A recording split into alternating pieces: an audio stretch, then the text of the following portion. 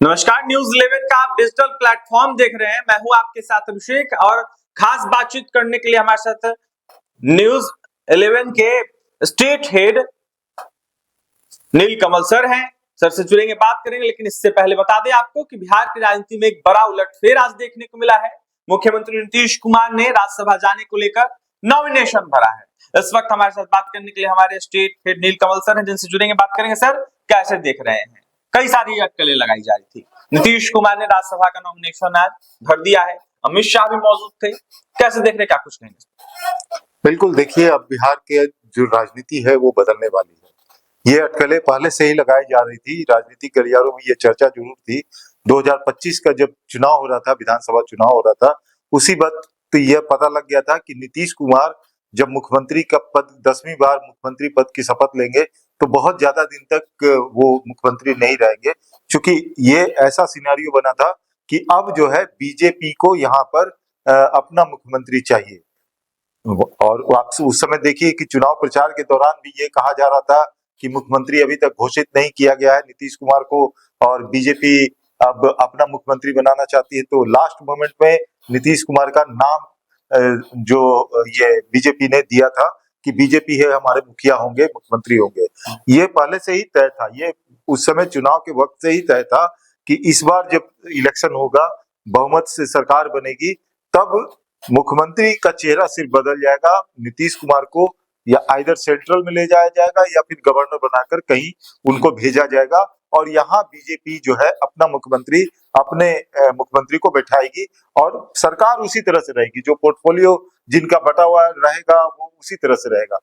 आज से करीब 10 दिन पहले, 7 दिन पहले, 10 दिन पहले कह लीजिए, जो बीजेपी के जो शीर्ष नेतृत्व है उनके तरफ से एक संदेश भेजा गया था मुख्यमंत्री नीतीश कुमार को।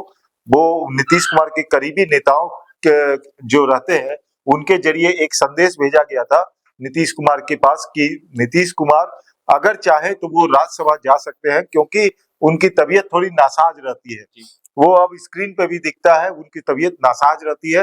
तो उनको ये कहा गया था शीर्ष नेतृत्व की तरफ से कि आप अगर चाहें तो राज्यसभा आ सकते हैं, आप ये आपकी इच्छा पर निर्भर करता है। सर, इसको लेकर जो बीजेपी के तमाम अनेक नेता हैं, उन्होंने भी कहा कि ये नीतीश कुमार पर छोड़ा गया है। खासकर नीतीश कुमार के साथी जो हैं, लल्लन सिंह हो, विजय चौधरी हो, उन्होंने भी कहा कि वहां से कहा गया है अगर राज्यसभा आप जाना चाहें तो जा सकते हैं। ऐसे में नीतीश कुमार का निर्णय होगा, नीतीश कुमार क्या कुछ करना चाहते हैं। सर, आपसे दूसरा हमारा सवाल रहेगा, जिस तरीके से नीतीश कुमार मुख्यमंत्री पद छोड़ेंगे, बिहार का अगला मुख्यमंत्री कौन होगा? बिहार का अगला बीजेपी का मुख्यमंत्री कौन होगा? क्योंकि कई सारे चेहरों पर चर्चाएं हो रही है। नित्यानंद राय हो, सम्राट चौधरी हो, दिलीप जायसवाल हो, या फिर जो दीघा से विधायक है संजीव चौरसिया, उनके नामों की चर्चा हो रही है। तो मुख्यमंत्री कौन होगा? देखिए, मुख्यमंत्री कौन होगा ये तो केंद्रीय नेतृत्व ही बीजेपी का तय करेगा, और इतना तय है कि वो जो भी मुख्यमंत्री बीजेपी के अगर कोटे से बनाए जाते हैं, अगर नीतीश कुमार की इच्छा के अनुसार नीतीश कुमार अगर ये चाहते हैं कि बीजेपी को हैंड ओवर कर दिया जाए सत्ता, तो बीजेपी का अगर मुख्यमंत्री कोई बनाया जाएगा तो वो बिलो 55 यानी 55 साल से कम उम्र का व्यक्ति होगा, और इसके साथ साथ वो संघ से जुड़ा व्यक्ति होगा, संगठन के लिए काम करने वाला व्यक्ति होगा। जितने नामों की चर्चा चल रही है, इसमें आप देखिए कि बीजेपी का एक रिकॉर्ड रहा है, ट्रैक रिकॉर्ड। जिन नामों की चर्चा ज्यादा होती है वो कभी भी उस पद पर नहीं बैठते जिस पद के लिए उनके नामों की चर्चा होती है, उनका नाम कट जाता है। ऐसा नाम आता है, सरप्राइजिंग नाम आता है, जिसे देख करके सारे लोग चौंक जाते हैं। ना सिर्फ बीजेपी के बल्कि अदर पार्टी के जो लोग भी है, जो नेता है, वो भी चौंकते हैं कि ये कहां से नाम आ गया और ये किस तरह से बीजेपी के इतने बड़े पद पे। आप नितिन नवीन का ही उदाहरण मैं आपको देता हूँ। नितिन नवीन के साथ, नितिन नवीन को छोड़िए, उनके साथ रहने वाले बीजेपी के यहाँ तमाम बड़े नेता जो है, उनको तक को नहीं पता था कि नितिन नवीन राष्ट्रीय अध्यक्ष, उनके अपने नितिन नवीन पटना के बांकीपुर से जो विधायक है, जो मंत्री है, वो वो जो है वो जाकर के बीजेपी के राष्ट्रीय अध्यक्ष बनने जा रहे हैं। तो सभी को चौंका दिया। इसी तरह से जो भी मुख्यमंत्री आप देखिएगा प्रदेश में, दूसरे प्रदेशों में जो मुख्यमंत्री बने हैं, सारे नामों की चर्चा हो रही थी। आप देखिए मुख्यमंत्री कौन बना, वो एक संघी को मुख्यमंत्री बनाया गया। नाम ऐसा आया जिसके बारे में कहीं कोई चर्चा नहीं थी। जी बिल्कुल। तो वैसे नामों को, और वो लोग बेहतर काम कर रहे हैं। मोहन यादव का किसने नाम सोचा था कि मोहन यादव मध्य प्रदेश के मुख्यमंत्री बनेंगे?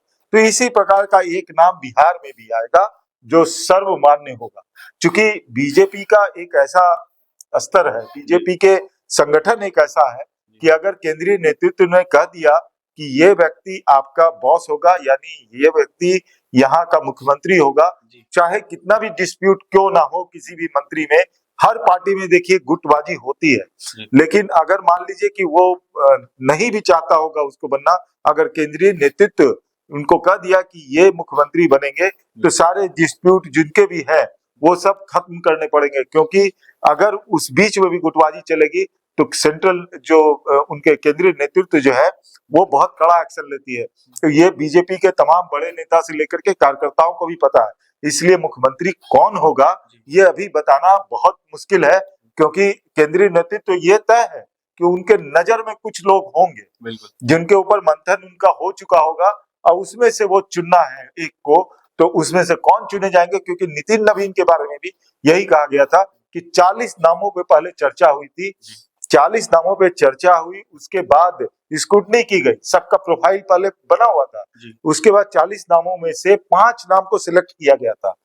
लास्ट में 3 वो 6 महीने से कवायद चल रही थी, किसी को पता भी नहीं था, तो 6 महीने से ये कवायद चल रही थी कि राष्ट्रीय अध्यक्ष कौन होगा, तो वो 40 नामों को पर पड़ताल की गई।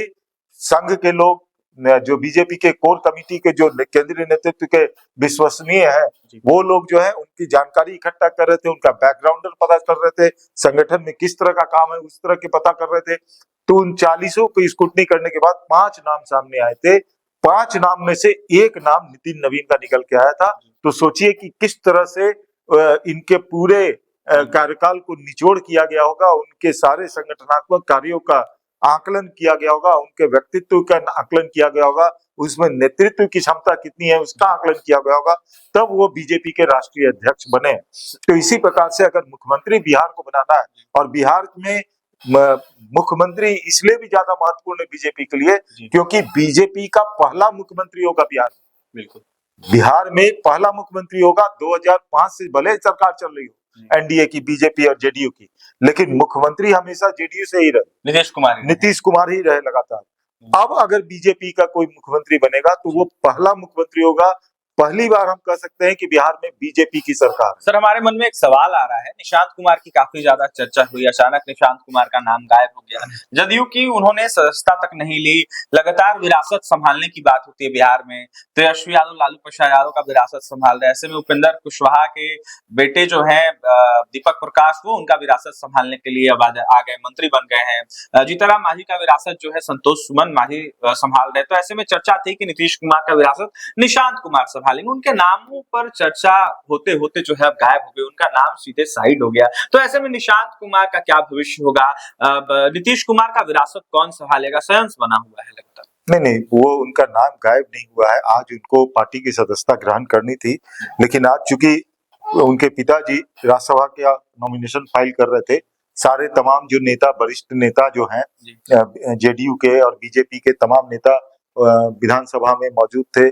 चूंकि एचएम भी आए हुए थे, होम मिनिस्टर भी यहाँ पहुंचे थे, अमित शाह, तो सारे नेता उधर इन्वॉल्व थे। संजय झा की बात करें, ललन सिंह की बात करें, या किसी की भी बात करें, बड़े नेता वहीं थे। तो ऐसे में आज उनका जो जेडीयू की, वो टेक्निकली रूप से उनको जेडीयू ज्वाइन करना है, क्योंकि अभी सदस्य नहीं बने हैं, लेकिन जेडीयू के लिए ही काम कर रहे हैं। आप देखिए मगध के क्षेत्र में निशांत कुमार बहुत तेजी से काम कर रहे हैं। वहां के जो विकास के कार्य हो रहे हैं, जो उनके पिताजी के योजना चलाई गई है, उसका पूरा ब्यौरा ले रहे हैं। मगध के क्षेत्र में वो पूरी तरीके से जुटे हुए हैं। हर 2-3 दिन पे एक बार मगध क्षेत्र में जाकर के वहां पर प्रवास करते हैं, वहां का पूरा क्षेत्र का मतलब काफी ज्यादा सक्रिय, बिल्कुल सक्रिय है। केवल टेक्निकल रूप से वो जेडीयू के सदस्य नहीं बने हैं, अब 1-2 दिन के बाद वो जेडीयू के सदस्य बनेंगे।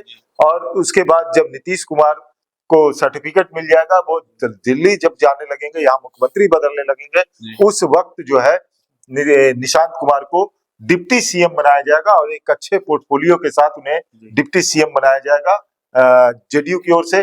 और यह भी बता दें कि न सिर्फ निशांत जो है डिप्टी सीएम बनेंगे सदस्यता ग्रहण करने के बाद, बल्कि उन्हें एक पोर्टफोलियो भी दिया जाएगा और दूसरे डिप्टी सीएम भी जेडीयू से ही होंगे। इस बार बिहार में ऐसा है कि एक अगर बीजेपी का मुख्यमंत्री होगा तो दो जो है वो जेडीयू के उप मुख्यमंत्री होंगे, यानी डिप्टी सीएम होंगे। तीसरे डिप्टी सीएम की भी गुंजाइश है, जो तीसरा डिप्टी सीएम का पोस्ट होगा वो बीजेपी के खाते में जाएगा, यानी बीजेपी के खाते से एक मुख्यमंत्री और एक उप मुख्यमंत्री होगा। जेडीयू को दो उप मुख्यमंत्री मिलेगा और जो पोर्टफोलियो चाहेंगे नीतीश कुमार गृह मंत्रालय को छोड़ के, तो वो पोर्टफोलियो निशांत कुमार को दिया जाएगा। तो अब यह देखना है कि निशांत कुमार बेहद चुपचाप रहने वाले, बेहद मुस्कुराहट से बात करने वाले, एकदम सीधे साधे दिखने वाले, अब राजनीति में कितना आगे बढ़ते हैं और पिताजी के जो किए गए कार्य हैं या उनकी जो योजना चल रही है तो उसको आप आगे कैसे बढ़ाते हैं। तो विरासत के तौर पर अगर आप देखें तो पॉलिटिक्स में वो पॉलिटिक्स करते हुए आ रहे हैं, वो काम कर रहे हैं, राजनीति में आ रहे हैं, तो उसे आप परिवारवादी नहीं कर सकते हैं, अचानक से उठ के नहीं आए। आप देखिए चिराग पासवान फिल्म एक्टर थे, रामविलास पासवान को उठा के ला के राजनेता बना दिए। आप देखिए तेजस्वी यादव को, क्रिकेट खेलते थे, लालू प्रसाद यादव ला करके उनको नेता बना दिए। आप किसी की भी बात कीजिए इस प्रकार से तो आप देखिए उसको उठा के, लेकिन निशांत जो है वो अपने क्षेत्र में घूम रहे हैं।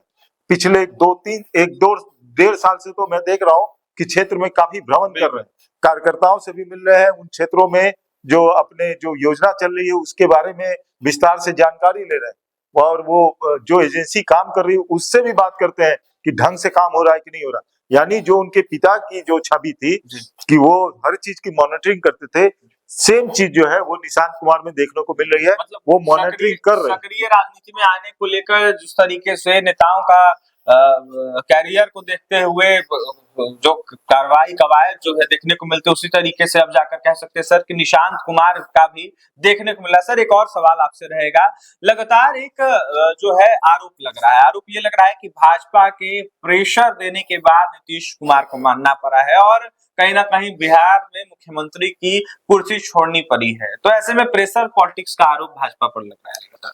देखिए एक बात तो सबसे पहले मैं आपको भी बता दें, दर्शकों को भी बता दें कि नीतीश कुमार की छवि ऐसी रही है कि कोई उन पर प्रेशर डाल के कोई काम नहीं करा सकता है। अगर उनके ऊपर प्रेशर डाला जाएगा तो वो सीधे सरकार से हट जाएंगे और पूरी सरकार को तंग ये कर देंगे। तो नीतीश कुमार को प्रेशर देकर के कोई काम कराया जा सकता है। अगर ये किसी को गलतफहमी है तो वो उनकी गलतफहमी दूर कर ले, क्योंकि नीतीश कुमार की जो छवि है और जिस प्रकार की उनकी सोच है वो किसी प्रेशर में नहीं। अगर आपका काम जो है, अगर वो काम सही मायने में ढंग की बात अगर कर रहे हैं तो वो उनके इच्छा से ही पूरी होगी। अगर आप प्रेशर देकर के नीतीश कुमार को कहेंगे कि ये काम कर दीजिए तो वो काम कतई नहीं होगा। तो एक चीज हम आपको और बता देते हैं कि आप देखिए नीतीश कुमार बेदाग रहे हैं, निशांत जो उनके पिता है, हम आपको कुछ दिन पहले की बात बताते हैं, तकरीबन 12-13 साल इस घटना को हो गए। जब मैं एयरपोर्ट पे था तो निशांत जो है वो जा रहे थे कहीं एयरपोर्ट पे, तो उनके साथ सुरक्षा कर्मी थे, तो मैंने उनसे पूछा कि कहाँ जा रहे हैं आप, तो बोले कि निशांत जा रहे हैं मुंबई। तो हम बोले मुंबई क्यों, तो कोई इंटरव्यू देने जा रहे हैं। तो हम बोले कि इंटरव्यू देने की जरूरत है तो मुख्यमंत्री जी के पुत्र है तो बोल देंगे। तो उनके सुरक्षा कर्मी ने ये बताया था, मैं आज ये बता रहा हूँ, तो बोले थे कि ना तो ये अपने पिताजी से पैरवी कराने बोलते हैं, ना उनके पिताजी इनके लिए पैरवी करेंगे।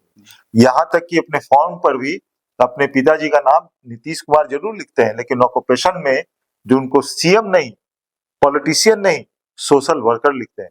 तो आप सोचिए कि नीतीश कुमार इतने पावरफुल मंत्री होते हुए अपने बेटे को इंटरव्यू के लिए भेज रहे हैं, उनको कोई दाग नहीं लगा कि अपने परिवार को बढ़ाया, अपने किसी साथी की मदद की। तो ये बेदाग छवि ऐसे आदमी की जो सोच होती है, तो उन पे प्रेशर दे करके कोई काम नहीं कराया जा सकता। राष्ट्रीय जनता दल के द्वारा सर कहा जा रहा है कि नीतीश कुमार को हाईजैक कर लिया गया है और ऐसे में अगर कोई भी भाजपा के साथ खासकर जाता है, गठबंधन करता है, तो उसके साथ यही हाल होता है, उसका यही हश्र होता है। तो तेजस्वी यादव का भी आरोप है, तमाम अनेक राष्ट्रीय जनता दल के नेताओं के द्वारा आरोप लगाया जा रहा है और साफ तौर पर कहा जा रहा है कि नीतीश कुमार हाईजैक हो गए। तो नीतीश, वही तेजस्वी यादव, वही आरजेडी तो कहती थी कि ये मशीन तंत्र का जीत नहीं है, मशीन तंत्र का जीत है, धन तंत्र का जीत है, लोकतंत्र की जीत नहीं है। तो अब हाईजैक कैसे कर लिया? जी।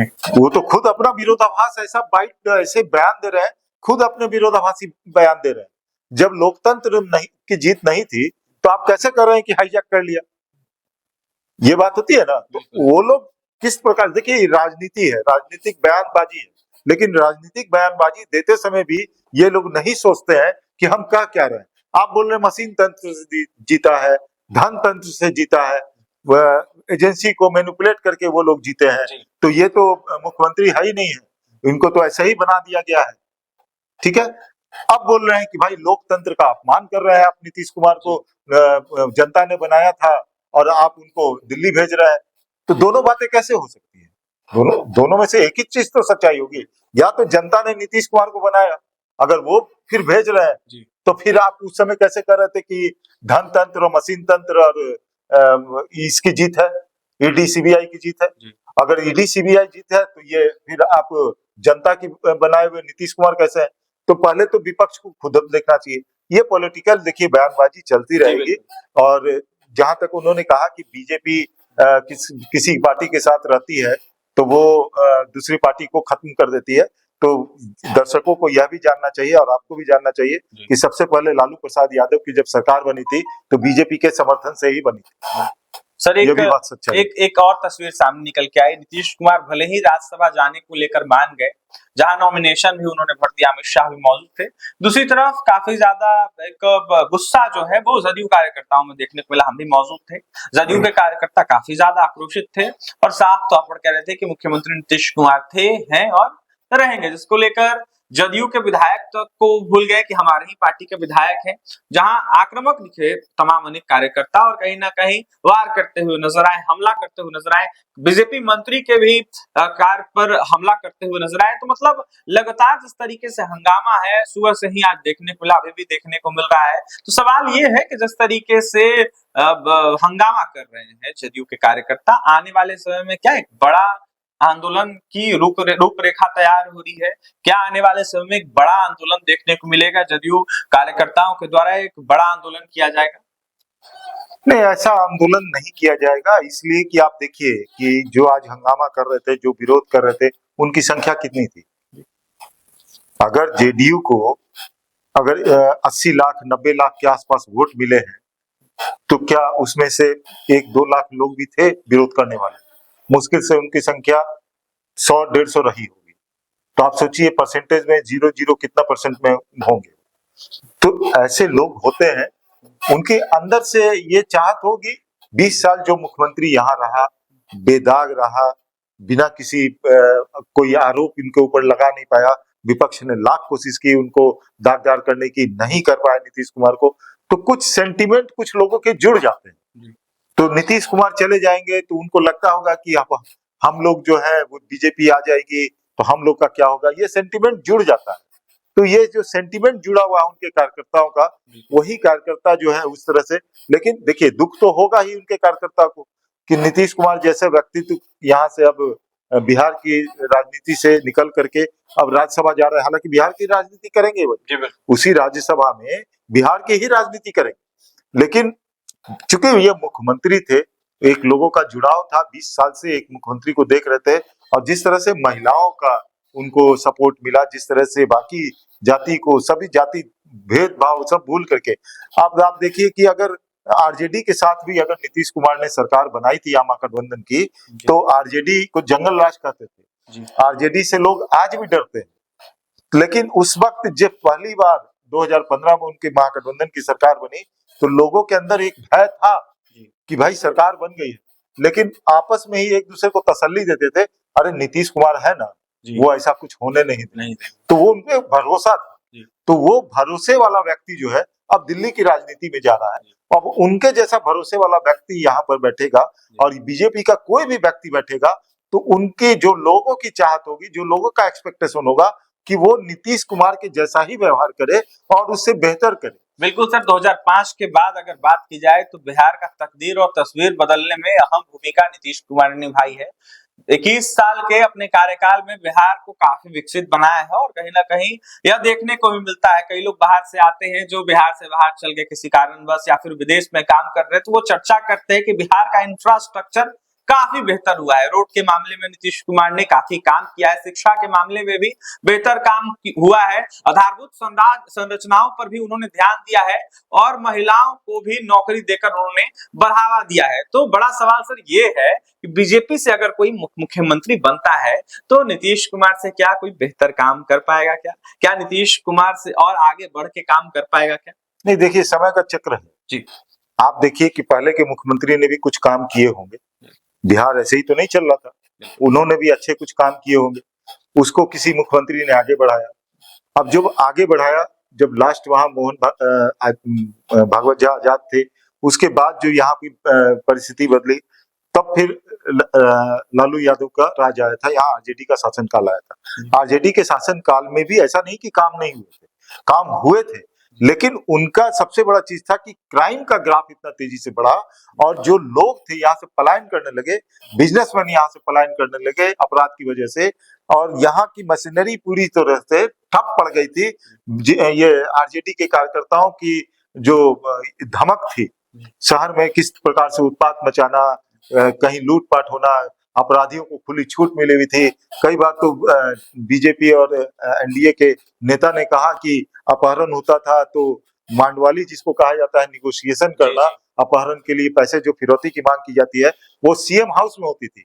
लालू प्रसाद यादव कहते थे कि अगर 1 करोड़ मांग रहा है तो उसको दे दो, अपना आदमी है, चलो दे दो उसको, चलो 50 लाख कंसेशन करा देते हैं। इस तरह की बातें एनडीए के नेता कहते थे, मैं नहीं कर रहा हूँ, वो एनडीए के नेता उस वक्त के कहते हैं कि 50 लाख दे दो और 5 लाख ऊपर से दे देना कि अपहरण करने में इतना खर्च हुआ था। ये अपहरण पिक्चर जिस प्रकार से आया था, उसी प्रकार से एनडीए के नेता उस समय की बात बताते थे।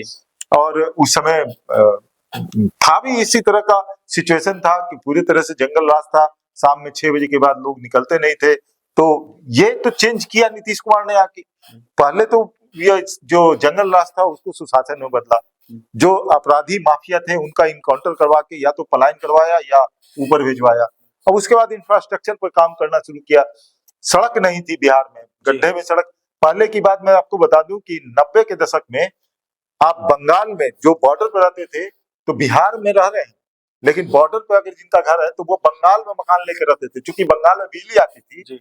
अब बिहार में ना सड़क थी ना बिजली थी, तो वो रेंट पे वहां रहते थे, अब बिहार में काम करते थे। तो अब 90 के बाद, अब 2005 के बाद ऐसा सीन बदला कि बिहार में सड़कें बन गई। अब लोग वहां से यहाँ रहने लगे कि बिहार में सड़क भी है और बिजली भी बिहार में जो है 24 घंटे के करीब आ रही है, 23 घंटा 24 घंटा। अब बंगाल बर्बाद हो रहा है। तो ये जो है चेंज हुआ। अब तो बंगाल में अब रहना नहीं चाहता कोई, वहाँ इंफ्रास्ट्रक्चर, सड़क आप देख लीजिए वहाँ के खराब हो चुके हैं, बिजली की व्यवस्था वहाँ खराब हो चुकी है। अब बिहार वही बिजली और सड़क के मामले में तेजी। तो ये इंफ्रास्ट्रक्चर जो खड़ा किया, तो बिहार में जैसे ही सड़क मार्ग जो होता है वो सबसे बड़ा आपका जो है ना वो बैकबोन होता है कि आप सड़क मार्ग से अगर ट्रांसपोर्टेशन भी होना है तो सड़क मार्ग से होता है। रेलवे मिनिस्टर थे तो यहाँ पर रेल के कारखाने भी लगवाए थे। तो नीतीश कुमार ने अपने स्तर पे काम किया था। और अब जो है, जो इस बार जो 2025 के विधानसभा चुनाव हुए, तो इसमें केंद्र सरकार ने कई घोषणाएं की थी। नीतीश कुमार भी कई बार कह चुके थे कि इस बार विकास ऐसा होगा कि 2030 तक विकास का दर इतना ज्यादा होगा कि बिहार जो है वो देश के अग्रणी 5 राज्यों में खड़ा रहेगा, यानी टॉप 3 में भी आ सकता है बिहार। इस तरह से, क्योंकि वहां पे आप देखिए सेमीकंडक्टर का यहाँ पे फैक्ट्री लगाने की बात कही जा रही है। फिर उसके बाद आपको न्यूक्लियर पावर प्रोजेक्ट भी यहाँ पे आ रहा है, त्रिपैती में आप अडानी लगा ही रहे हैं। फिर उसके बाद डेटा सेंटर यहाँ पे सबसे बड़ा बनाने की बात कही जा रही है। आपको डिफेंस कॉरिडोर बनाने की बात कही जा रही है। रेलवे के लिए भी बहुत बजट में पैसा मिला बिहार के लिए। तो ये सब इंफ्रास्ट्रक्चर पे पैसे यहाँ पे बिहार में खर्च होंगे, तो निश्चित तौर पर बीजेपी की सरकार रहेगी और तेजी से काम करना पड़ेगा, क्योंकि नीतीश कुमार भी तेजी से काम कर रहे थे। इनसे तेजी से अगर बीजेपी काम करती है और भी ज्यादा बढ़ के काम करना होगा, क्योंकि आपको कम्पीट करना है नीतीश कुमार से। तो नीतीश कुमार से अगर आपको बीजेपी के सीएम को कम्पीट करना है तो उनको दिन रात मेहनत करनी पड़ेगी, जैसा कि नीतीश कुमार करते थे। तो अब उनके समकक्ष भी पहुंच जाएंगे बीजेपी के कोई सीएम, तो वो भी बहुत बड़ी बात होगी। अब देखना दिलचस्प होगा कि अब जो सीएम बनेंगे, अगर बीजेपी के बनते हैं सीएम, तो वो किस तरह का व्यवहार करते हैं और कौन सीएम होगा। और सेंट्रल से और ज्यादा मदद मिलेगी, क्योंकि बिहार में पहली बार बीजेपी का सीएम बनेगा तो निश्चित तौर पर बिहार को और भी ज्यादा सेंट्रल से मदद दी जाए। बिल्कुल, आने वाले समय में ये देखना दिलचस्प होगा कि कौन बीजेपी का मुख्यमंत्री बनता है, क्योंकि उन्हीं पर निर्भर रहेगा वो किस तरीके से काम करते हैं और उन्हीं के काम पर बिहार की जनता आने वाले चुनाव में भरोसा जताएगी। नीतीश कुमार ने जिस तरीके से तकदीर और तस्वीर बिहार की बदली, ऐसे में बीजेपी के कौन से मुख्यमंत्री बनते हैं जो और भी बढ़ चढ़कर काम करेंगे और भी बेहतर काम करते हुए नजर आएंगे। फिलहाल जो भी अपडेट होगा आपके पास पहुंचाने का काम करेंगे। फिलहाल न्यूज़ 11 का डिजिटल प्लेटफॉर्म देख रहे थे आप, हमारे साथ बात करने के लिए हमारे सहयोगी और बिहार हेड नीलकमल सर थे।